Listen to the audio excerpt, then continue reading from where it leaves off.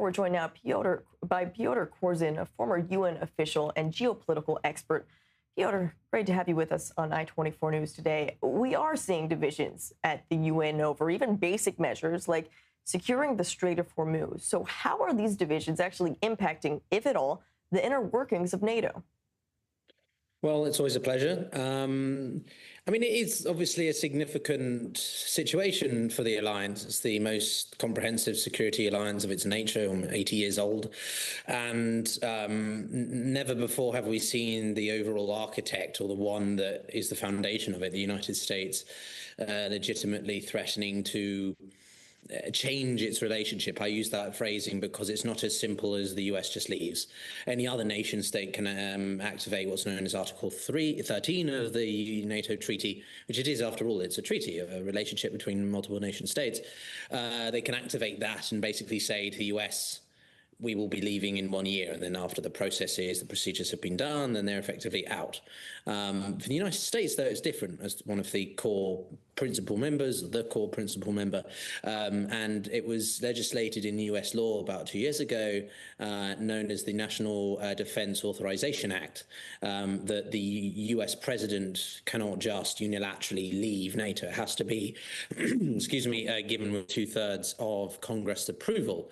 So it's not as simple as you just get up and go, but certainly Trump can undermine, in a symbolic sense, commitment to the alliance, and therefore that emboldens, in theory, a lot of this is in theory, emboldens, I don't know, China, Russia, whoever it is, to attack or threaten or whatever any nation state part of NATO.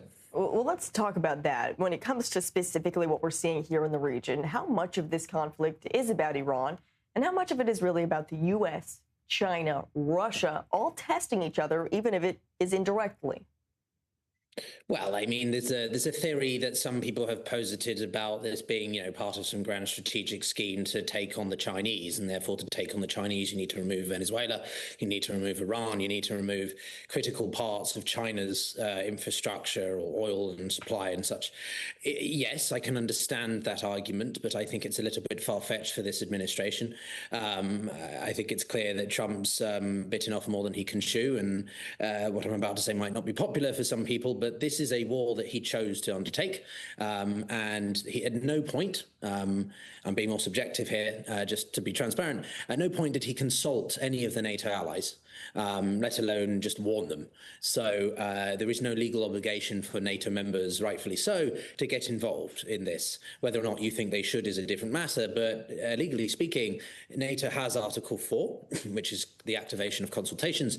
Poland used this late last year when the Russians were provoking Eastern Europe, and this is how it's done, through legitimate means of alliances. It's not just a strategic partnership as the Chinese or the Russians have. It's a much more comprehensive arrangement between 32 or 30 plus nations.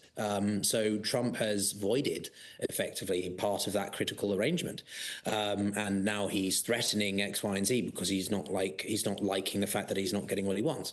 So certainly this is part of a broader game of multipolarity or great power competition, but I don't think it's the primary factor that Trump went into the war in Iran. I think that was obviously a strong relationship between Tel Aviv and Washington, and Trump has decided that he wanted to try and seek regime change. But as to whether or not that's going to be the case remains to be seen, and NATO is delicate.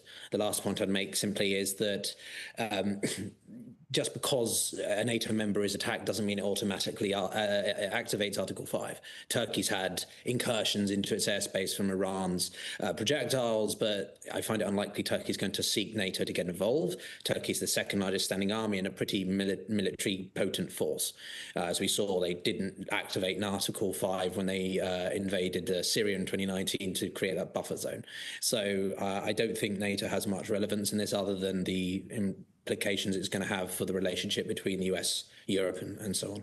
Well, speaking on that, then, just the message that this sends by having such a public spat, what message does it send to even the adversaries like China and Russia as they're watching all of this unfold just like we are? Well, I think it's, again, I don't get too carried away in thinking how much the alternative powers are scheming. Russia is clearly sending intelligence to Iran, and there is the biggest winner of all of this is Russia. I think that's pretty clear. Putin is making $150 million a day in oil revenue, and it's a massive windfall for his economy, which was really bad. I can't stress enough how bad the Russian economy was at the beginning of January. So this is a massive breathing space for him. But China is much more complicated. I'm personally quite skeptical about how much China is involved in this. Are they tacitly, welcoming this? Perhaps, because it shows all they have to do is nothing. They just sit back, allow Trump to break bridges, burn bridges, rupture a lot of the international system that benefits the US alliance and its hegemonic power. And China just sits back. Its foreign policy of non-interference and sort of sovereignty, or so it claims, is more appealing to third-party nation states. So, and last point I'd simply say is that China has a lot of benefits from the modern system, right? There's a reason why it doesn't act in the same way as reckless or disruptive as Iran or Russia, because it is a status quo power, as some people call it. It benefits from the system as it is. So when we're talking about sort of whether China, Russia will immediately try to jump on the opportunity to sort of undermine NATO, I mean, yes, it's a good buzz line, but in reality, I don't know if that's how it works. And the very last point I'd simply make, that this is an opportunity for NATO. There's a concept known as NATO minus, which basically means NATO exists without the US.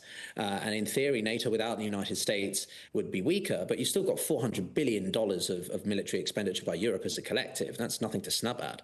It's more than the Chinese and Russians together. So, and that would allow them to focus much more on their near abroad, i.e. Europe, the Arctic, for example. So I personally like to believe in NATO and the potential there without the US, but I'm not getting ahead of myself that this is obviously serious times. Well, what's the way forward then? Either repairing some of these alliances between the United States and its NATO allies. What would that look like in this stage? I think that's incredibly difficult to tell, because it depends, as so much of the international political system right now, of one man's decision.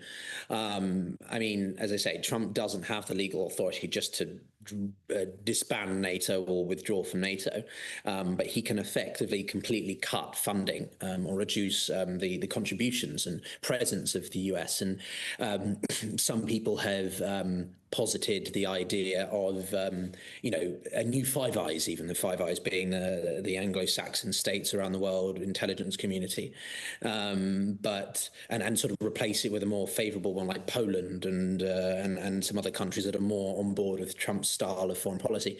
The problem with that is Trump doesn't think before he speaks, and therefore some of the throwaway remarks he's made about Europe overall, or Poland especially, or about Russia, are not going to work, because if he's getting quite sympathetic or showing sanctions relief to Moscow, then that goes against what the Poles would prefer. I'm just using Poland as an example.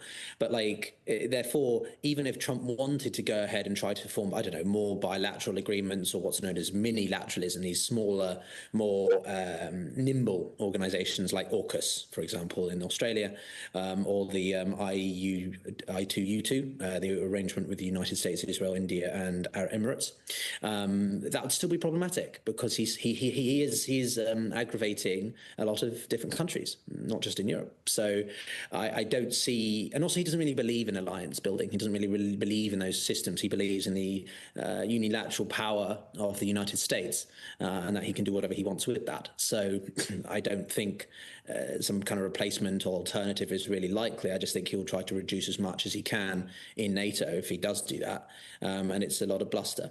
But he has a difficult situation with the Iran war right now, and the midterms are coming, and it's not, the polls are not looking favourable. So I don't think he's going to get too carried away with things that ultimately don't make too much of a difference in the short to medium term. All right, Pyotr Kurzin, great to have you with us on I-24 News today. Thank you for sharing that insight. Thanks a lot.